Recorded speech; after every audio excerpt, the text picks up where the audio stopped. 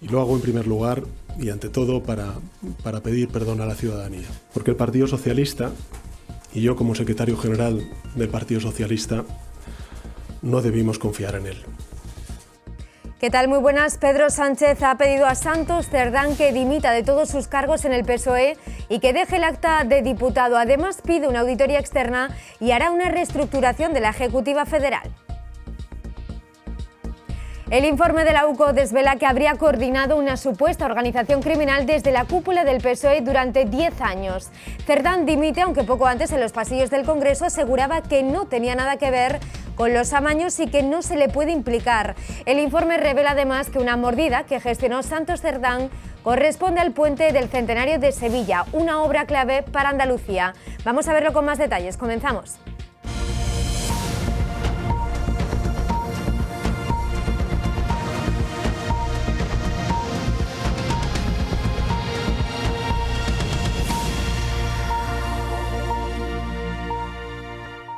Lo acaban de escuchar, no soy perfecto, tengo muchos defectos y no sabía nada. Son las explicaciones de Pedro Sánchez tras el informe de la UCO que salpica su número 3 a Santos Cerdán. Habla de asedio por parte de la oposición, aunque ha tenido que ser él mismo el que pida la dimisión de su mano derecha por presunta corrupción. Y asegura que no habrá elecciones anticipadas. Saca pecho de su gestión política y dice que cuando el PSOE haya indicios, actúa. También dice que no hay crisis dentro del gobierno. Y lo hago en primer lugar y ante todo para pedir perdón a la ciudadanía. Esta mañana, como decía, han aparecido esos indicios. Y son evidentemente indicios graves, muy graves. Y por eso, a lo largo de esta tarde, he pedido a Santos Cerdán su dimisión como secretario de organización con efecto inmediato, su renuncia al acta como diputado del Grupo Parlamentario Socialista, porque el Partido Socialista y yo como secretario general del Partido Socialista no debimos confiar en él. Quiero anunciarles que a pesar de los informes positivos que ha venido elaborando y publicando el Tribunal de Cuentas sobre el estado de las cuentas del Partido Socialista Obrero Español, pondré en marcha una auditoría externa sobre las cuentas del Partido Socialista y que de cara al Comité Federal impulsaré una reestructuración de la Comisión Ejecutiva Federal del Partido Socialista. El PSOE lleva todo el día recibiendo presiones por parte de sus socios del gobierno y evidentemente de la oposición después del informe publicado por la UCO. Este informe desvela que habría coordinado una supuesta organización criminal desde la propia cúpula del PSOE durante 10 años. Cerdán dimite, aunque poco antes en los pasillos del Congreso aseguraba que no tenía nada que ver con los amaños y que no se le puede implicar. El informe revela además que una mordida que gestionó el número 3 del PSOE corresponde al puente del Centenario de Sevilla, una obra clave para Andalucía.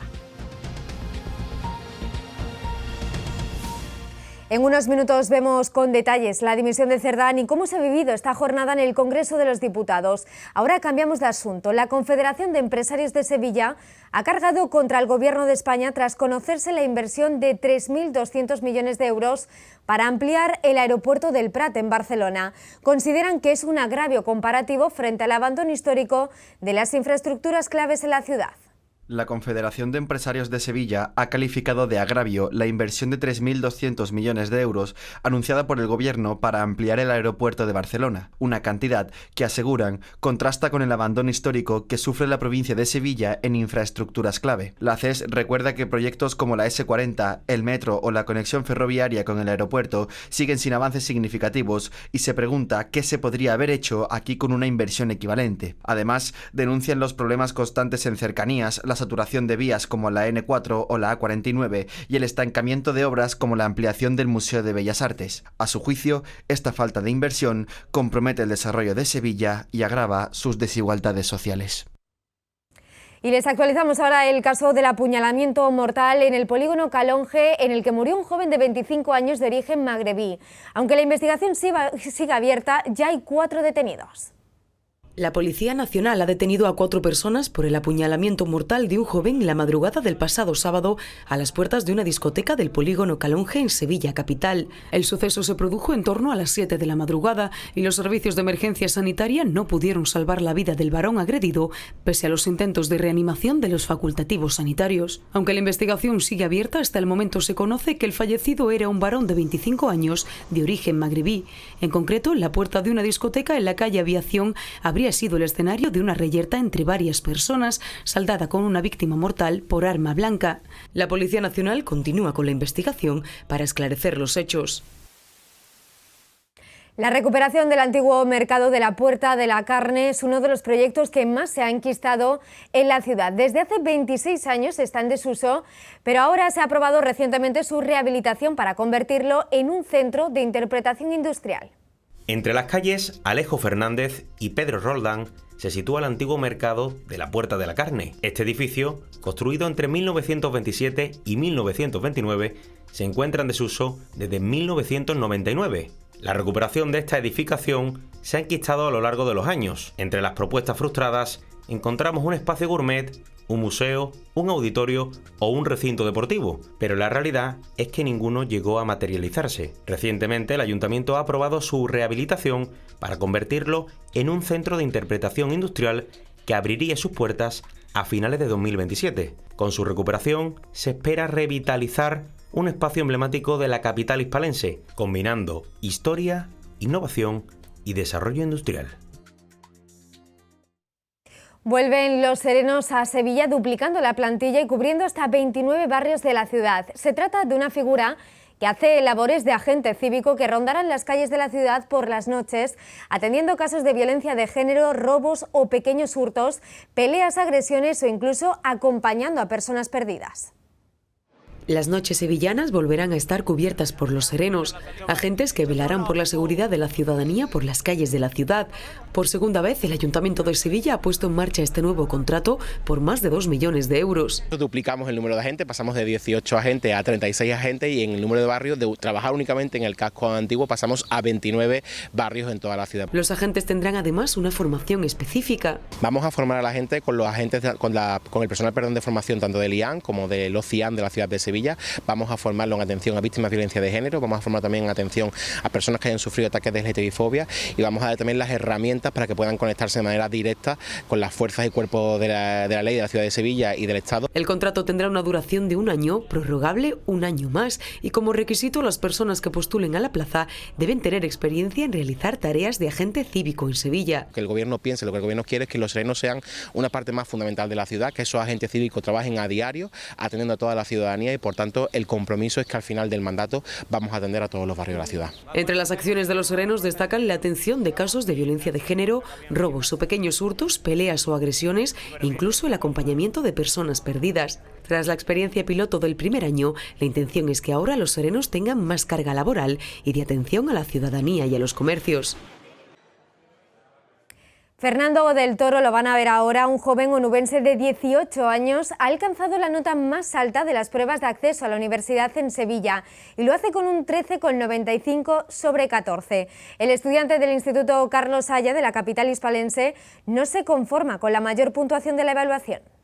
Pues me gustaría llegar a la cima, a que la gente me conozca, a que aportar a la sociedad, porque si tú quieres ser importante, lo que tienes que aspirar es alto. La selectividad es un examen de madurez. No es un examen de cuánto sabes, sino de cómo llegas a entender.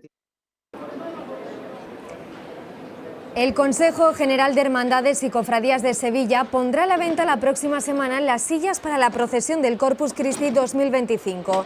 Las sillas se podrán adquirir desde el lunes 16 hasta el miércoles 18 de junio por un precio de 13 euros cada una en las oficinas del Consejo de la calle Gregorio. El horario es de 9 a 1 del mediodía y de 5 a 8 de la tarde. El jueves 19, día del Corpus Christi, será a partir de las 8 de la mañana, cuando podrán adquirirse las diferentes parcelas del recorrido de la procesión.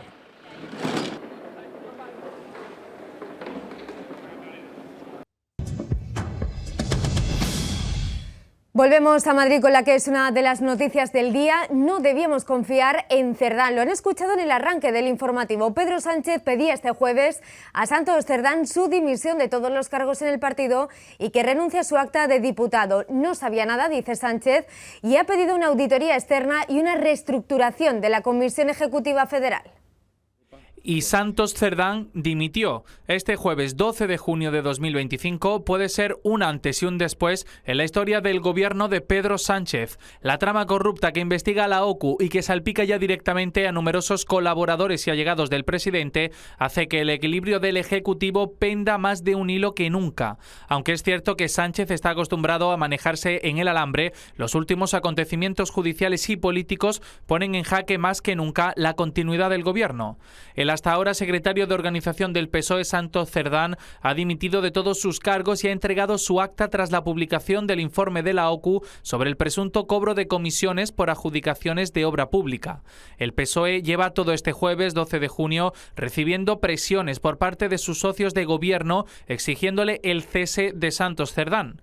Según el propio Santos Cerdán, el objetivo es demostrar que jamás ha cometido una ilegalidad ni ha sido cómplice de ninguna.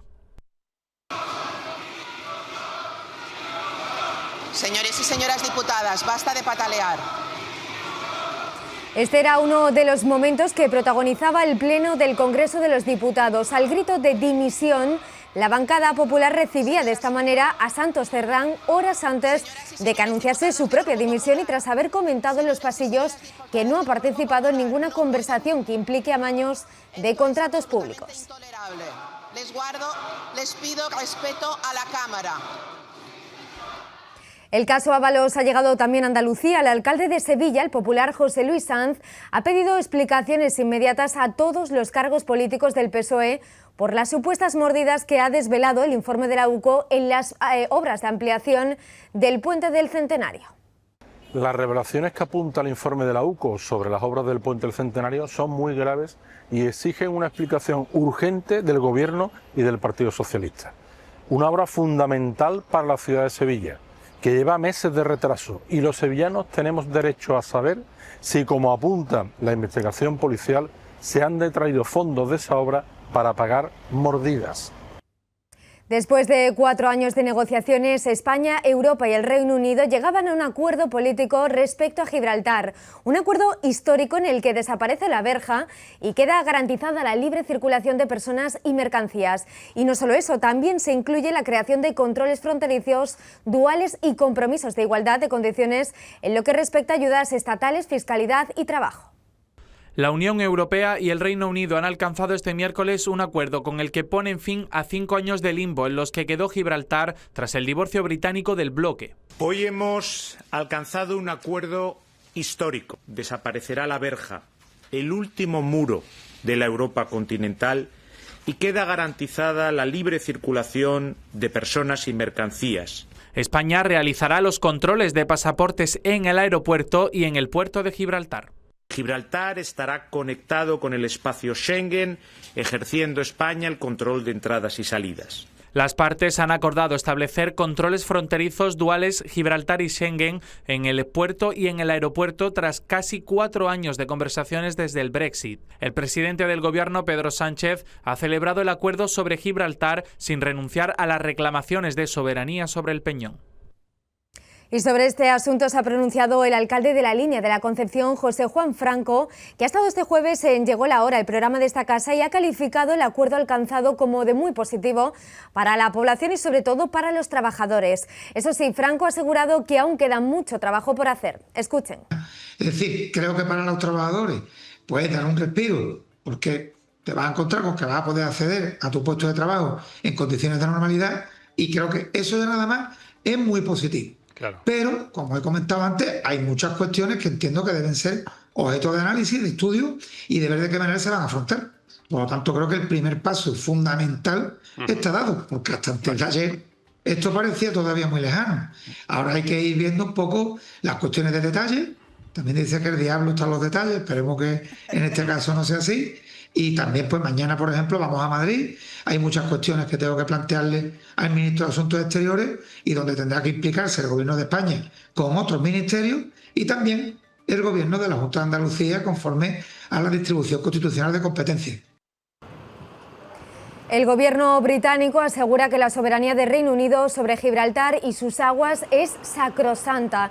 El ministro Lammy defiende en el Parlamento que el pacto garantiza una frontera fluida sin que el Peñón se una al espacio Schengen. Y más asuntos. Este jueves ha tenido lugar el debate de política general sobre Andalucía en el Parlamento andaluz. El presidente de la Junta de Andalucía ha hecho balance de su mandato a menos de un año de las elecciones. Además de pronunciarse sobre la actualidad nacional y arremeter contra el Gobierno central, ha anunciado una convocatoria del programa Actívate Joven que dará empleo a 8.000 jóvenes desempleados. En el tercer trimestre de este año les anuncio que convocaremos el programa Actívate Joven con un presupuesto de 90 millones de euros para ofrecer empleo a unos 8.000 jóvenes desempleados menores de 30 años y también trabajamos en un plan de choque, en este caso para una provincia como es la provincia de Jaén, que tiene singularidades muy específicas en el ámbito económico y social. El Papa León XIV y el presidente del Gobierno de España, Pedro Sánchez, han mantenido una conversación telefónica en la que Sánchez ha invitado al Sumo Pontífice a visitar España, coincidiendo con la cuarta Conferencia Internacional sobre la Financiación para el Desarrollo, que tendrá lugar en Sevilla a finales de junio. En la llamada se trataron temas de interés común como la crisis migratoria, la necesidad de tender puentes para resolver los conflictos actuales y la defensa de la dignidad humana. Con esta posible visita sería la cuarta vez que Robert Prevost viene a Sevilla. Y en el exterior se complica la situación en California. Las manifestaciones en contra de las políticas migratorias de Trump continúan una semana después. Ahora se incorporan 700 marines más para frenar los altercados. El Mando Norte de Estados Unidos ha anunciado que desplegará en las próximas 48 horas a 700 marines en Los Ángeles en el marco de una nueva escalada de las protestas iniciada el pasado viernes en la ciudad y que se ha extendido a múltiples ciudades de hasta 13 estados de Estados Unidos en contra de las deportaciones y redadas del Servicio de Control de Inmigración y Aduanas contra la migración irregular. Los marines se unirán de esta forma a la Policía de Los Ángeles y a más de 4.000 soldados de la Guardia Nacional, 2.100 de ellos ya desplegados.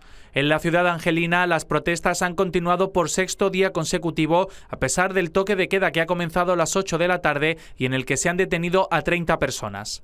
Además, el gobernador de California, Gavin Newsom, ha denunciado que un incendio en San Bernardino abarca 1.619 hectáreas y sigue creciendo. Mientras tanto, 5 de los 14 equipos de bomberos de la Guardia Nacional de California tienen poco personal porque Trump lo desplegó en Los Ángeles.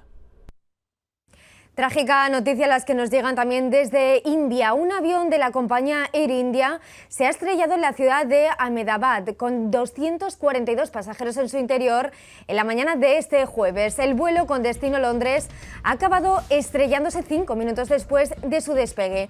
Por el momento se desconoce el estado de los afectados. Sí que hay un superviviente, aunque las imágenes que circulan en redes sociales son impactantes.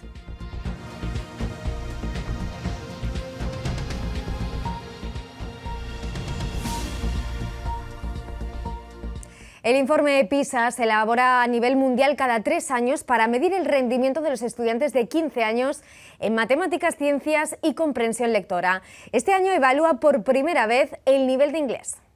El informe PISA analiza los resultados de sus pruebas y con ello se facilita a los países datos que sirvan para mejorar sus políticas educativas. Debemos preparar a nuestros futuros trabajadores y trabajadoras del mañana en la materia idiomática, desde muy pequeños. La edición del informe de este año 2025 trae consigo una importante novedad, la evaluación del nivel de inglés del alumnado por primera vez desde que esta prueba comenzó a realizarse en el año 2000. La Universidad de Cambridge será la encargada de medir el nivel de lectura, comprensión auditiva y oral de la lengua extranjera. Según la Asociación de Centros de Enseñanza de Idiomas de Andalucía, que engloba a casi 200 de estos centros, el sistema educativo español favorece principalmente el aprendizaje de la gramática, aunque los expertos coinciden en que hoy se prioriza el uso del idioma extranjero en conversaciones fluidas. La mayoría de centros que engloba la asociación ya trabajan con el método de Cambridge, lo que facilitará a los alumnos superar la prueba.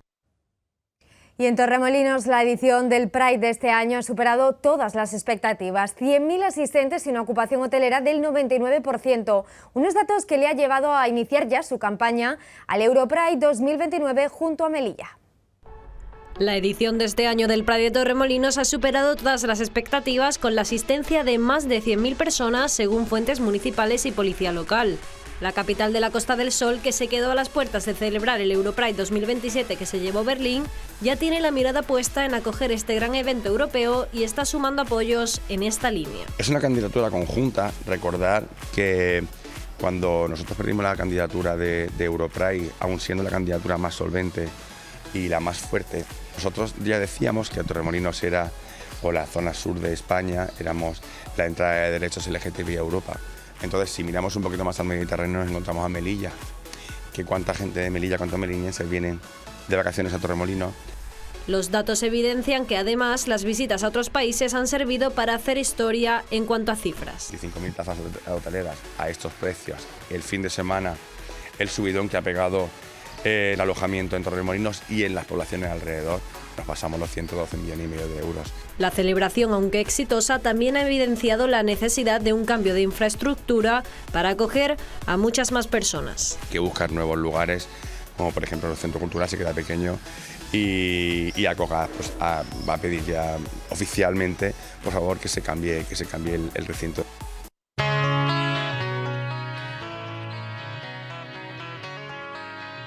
Brian Wilson, el fundador de la legendaria banda Beach Boys, ha muerto este miércoles a los 82 años. Lideró el grupo durante años y compuso algunos de sus grandes éxitos de la banda. Sus problemas de salud mental hicieron que se apartara de los escenarios, pero siguió componiendo éxitos para la banda. Vendieron más de 100 millones de álbumes y derribaron fronteras geográficas, culturales y generacionales.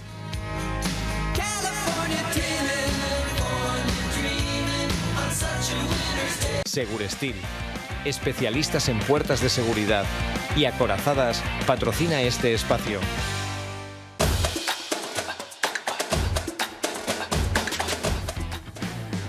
En deportes, tropiezo del Unicaja en el primer partido de semifinales ante el Real Madrid. Los malagueños perdieron de forma holgada en un partido en el que no estuvieron cómodos en ningún momento. El siguiente partido será este viernes.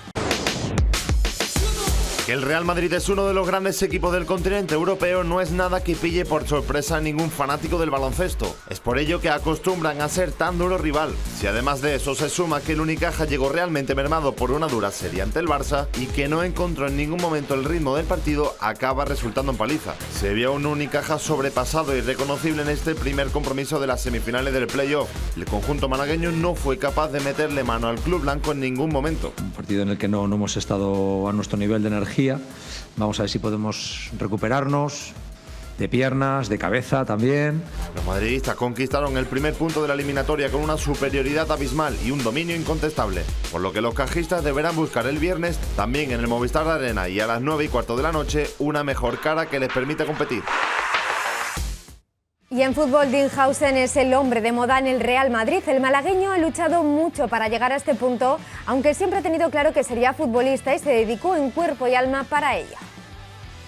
Dean Howsen se ha convertido en uno de los centrales más prometedores y cotizados del fútbol europeo. Nacido en Ámsterdam pero criado en Marbella, a sus 20 años ya ha debutado con la selección española. Ha dejado huella en la Roma y se ha consolidado en la Premier League con el Bournemouth. Ahora el Real Madrid apuesta fuerte por un talento llamado a marcar una nueva era en la zaga blanca. Pero, ¿cómo es Dean Howsen? Lo cuentan aquellos que lo vieron crecer hasta convertirse en una estrella del fútbol. Respetuoso, muy respetuoso con los compañeros, con los rivales, con los árbitros. ¿Y cómo era dentro de la cancha? En los entrenos se lo tomaba muy en serio y a veces nos enfadábamos con él porque era muy bruto. Siempre iba muy fuerte al choque. Pues claro, nos sacaba una cabeza todo, es normal. Él tenía una hora, a las 9 estaba a dormir.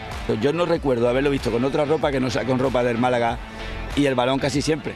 De vestir la camiseta del Málaga, Howsen ahora pasa a la del club merengue. Y porque él desde pequeño lo que le gustaba era Sergio Ramos, siempre con Sergio Ramos. Además de Sergio Ramos, tenía un referente mucho más cercano, Donny Howsen, su padre, exfutbolista de los Países Bajos. Y es que ya desde niño el marbellí tenía su futuro muy claro. Le decía que su plan B era siempre su plan A, que era convertirse en un jugador de fútbol. No ha pisado el mundo de la noche, lo ha pisado muy poco, él se ha centrado en descansar. Pero además del fútbol, Howsen tenía otras aficiones, como pasar las tardes en el parque de colchonetas de su familia. Son colchonetas, ahí también canasta baloncesto, para jugar, matar. pizza, una zona para hacer baffles, vamos a la caza reventada. Y al día siguiente tenemos que entrenar otra vez. Así es Dinghausen, el sueño de un niño de convertirse en futbolista en su máxima expresión.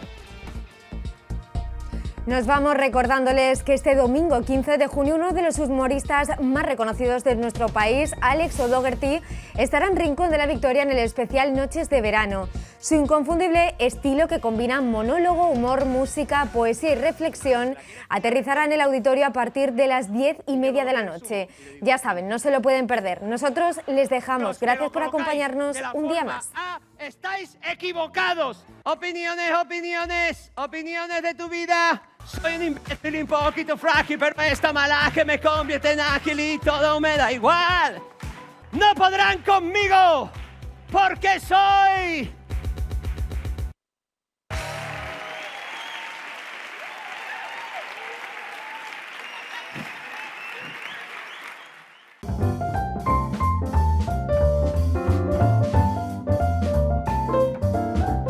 Bodega La Pitarra patrocina el tiempo.